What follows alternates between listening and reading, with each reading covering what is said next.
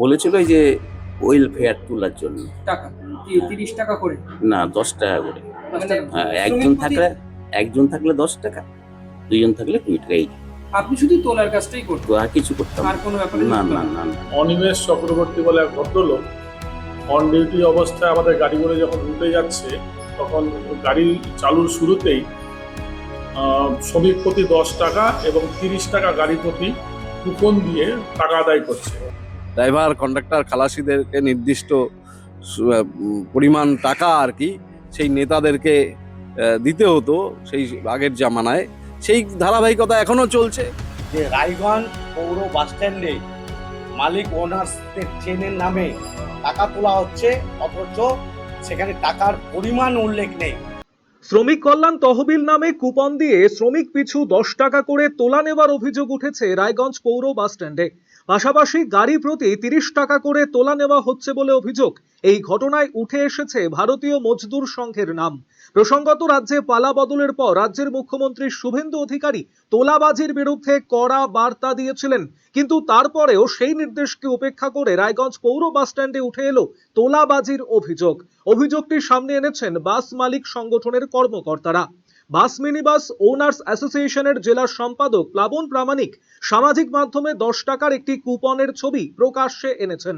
তিনি জানিয়েছেন, শ্রমিক কল্যাণ তহবিলের নামে অনিমেষ চক্রবর্তী নামের এক ব্যক্তি গাড়ি বের করার সময় শ্রমিক পিছু 10 টাকা এবং গাড়ি পিছু 30 টাকা করে তোলা আদায় করছেন। এ বিষয়ে তিনি প্রশাসনের বিভিন্ন স্তরে অভিযোগ জানিয়েছেন। পাশাপাশি সংগঠনের পক্ষ থেকে কার্যকরী সভা ডাকা হয়েছিল শনিবার। অবিলম্বেই তোলাবাজি বন্ধ হওয়া উচিত বলে দাবি করেন প্লাবন বাবু। 1 আগস্ট থেকে আমরা দেখছি অনিমেষ চক্রবর্তী বলে এক ভদ্রলোক অন ডিউটি অবস্থায় আমাদের গাড়ি করে যখন রুটে যাচ্ছে, তখন গাড়ি চালুর শুরুতেই শ্রমিক প্রতি 10 টাকা এবং 30 টাকা গাড়ি প্রতি কুপন দিয়ে টাকা আদায় করছে। সেই কুপনটা আমরা হাতে পেয়েছি এবং কুপনটা আমাদের দেখছি শুধু শ্রমিক কল্যাণ তহবিল লেখা, কোনো শ্রমিক সংগঠনের নাম নেই, কোনো কিছু নেই।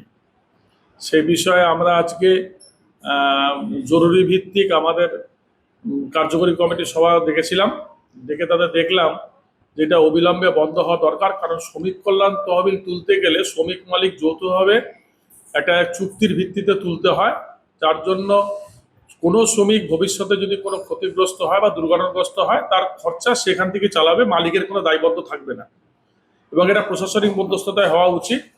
সেজন্যই আজকে আমরা আলোচনায় বসেছিলাম এবং এই কারণে আমরা আজকে এসডিওকে বিষয়টা জানিয়ে একটা লিখিত কমপ্লেন দিয়েছি, আইসিকেও তার কপি দিয়েছি এবং ডিএমকেও তার কপি দিয়েছি, যাতে এই তোলাটা অবৈধভাবে বন্ধ হয়। কি মনে হচ্ছে কারা তুলে থাকতে পারে, কেন এই শ্রমিক সংগঠনের পক্ষ থেকে কারা তুলছে এবং সেই কারণে এই স্লিপের মধ্যে সেই শ্রমিক সংগঠনের নাম নেই, অথচ রেজিস্ট্রেশনও নেই। যে কোনো কারণেই হোক, কারা তুলছে সেটা বুঝতে না পারা গেল, তুলছে অনিমেষ চক্রবর্তী বলে একজন, এটা আমরা বুঝতে পেরেছি যে এই ভদ্রলোক তুলছে, একে আইডেন্টিফাই করা গেছে। এদিকে এই ঘটনায় ভারতীয় মজদুর সংঘের নাম জড়িয়ে যায়। আমরা কথা বলেছিলাম দুলাল নামে এক কর্মীর সঙ্গে। তিনি জানিয়েছেন, ভারতীয় মজদুর সংঘের নির্দেশে 2-3 দিন এই অর্থ আদায় করেছিলেন তিনি। বাস স্ট্যান্ডের সাথে কোনোভাবে যোগাযোগ আছে? আগে ছিল, ওই কলকাতা কাউন্টারে করতাম, তারপর ওটা ছেড়ে দিয়েছি। তারপরে বসেছিলাম, ওই মানে ডিএনএস এর সেক্রেটারি বলেছিল, এমন দেখো 1-2 দিন তো আমি এগুলো করতে পারি না, বয়স হয়ে গেছে। ওই 1-2 দিন মতন করতে গিয়েছিলাম। আজকে যেমন সকালে গিয়েছিলাম, সে বললো না এখন থাক, পরে বলে দেবো। কি বলেছিলেন? হ্যাঁ, কি বলেছিলেন? বলেছিল এই যে ওয়েলফেয়ার তোলার জন্য। টাকা 30 টাকা করে না, 10 টাকা করে। মানে হ্যাঁ, একজন থাকলে 10 টাকা, দুইজন থাকলে 20 টাকা। এই আপনি শুধু তোলার কাজটাই তো করতেন, আর কিছু করতাম আর কোনো ব্যাপারে না। যুক্ত না না? না না না না। কিন্তু যে স্লিপটা ইস্যু হয়েছিল সেটা তো কোনো সংগঠনের নাম নেই, তাতে শ্রমিক কল্যাণ সমিতি। সেই স্লিপটা কে তৈরি করছে? ওই সংগঠন যারা ছিল তারা করেছিল। আচ্ছা, আপনাকে কি স্লিপ ওরাই দিত হ্যাঁ। নাকি স্লিপ আপনি নিজে বানাতেন? না না না না না না, ওগুলার মধ্যে আমি থাকবো না, করিব না। কতদিন ধরে তুলেছিলেন? এই তো 2 দিন না 3 দিন হলো। এই ঘটনার তীব্র সমালোচনা করেছে সিটু সমর্থিত মোটর ট্রান্সপোর্ট শ্রমিক ইউনিয়ন। সংগঠনের জেলা সম্পাদক কার্তিক দাস বলেন, তৃণমূলের তোলাবাজরা পরিবর্তনের পর ভারতীয় মজদুর সংঘের সদস্য হয়ে এই ধরনের কাণ্ড করছেন। এই বিষয়ে একটা কথাই বলবো যে আমরা রাজ্যে পরিবর্তনের পরে আমরা সাধারণ মানুষ ভেবেছিল যে তোলাবাজি থেকে মুক্ত বাংলা তৈরি হবে, এই বাংলায় দুর্নীতি থাকবে না, সাধারণ মানুষের এই এক্সপেকটেশন ছিল। কিন্তু আমরা এখন এই কয়েক মাসের মধ্যেই দেখতে পাচ্ছি কিভাবে রাতারাতি প্রথমে ভালো তৃণমূল, তারপর গত কয়েকদিন আগেও একটা পোস্টে দেখলাম যে ভালো খারাপ সব তৃণমূলের জন্য দরজা খোলা।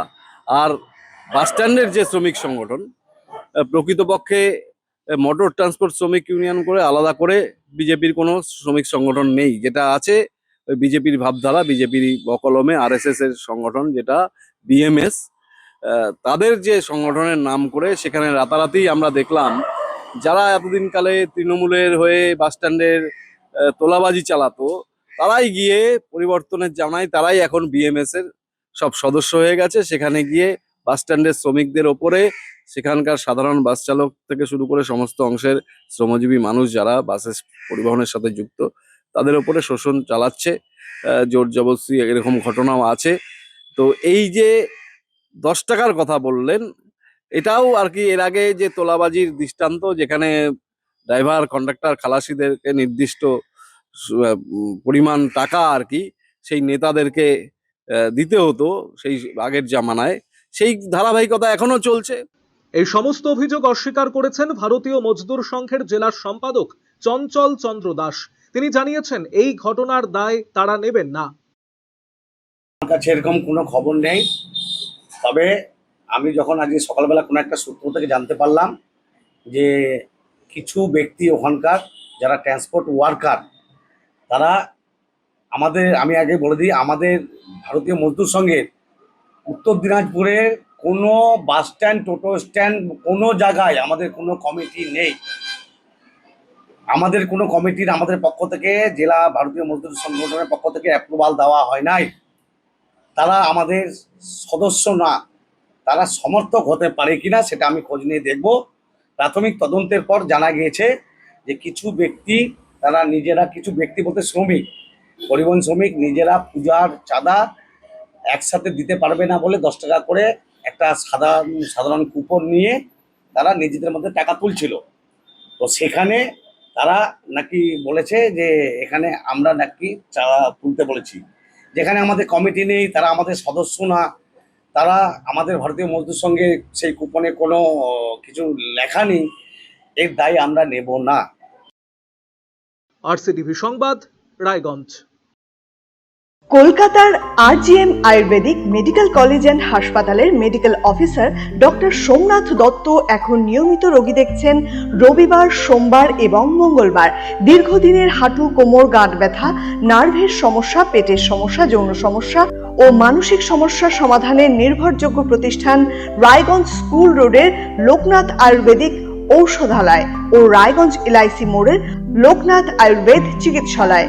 এখানে স্বর্ণপ্রাশন, কাপিং থেরাপি, লিচ থেরাপি ও পঞ্চকর্মার মাধ্যমে চিকিৎসা করা হয়। তাই নাম লেখাতে আজই যোগাযোগ করুন 9434966017 এবং 9153958198।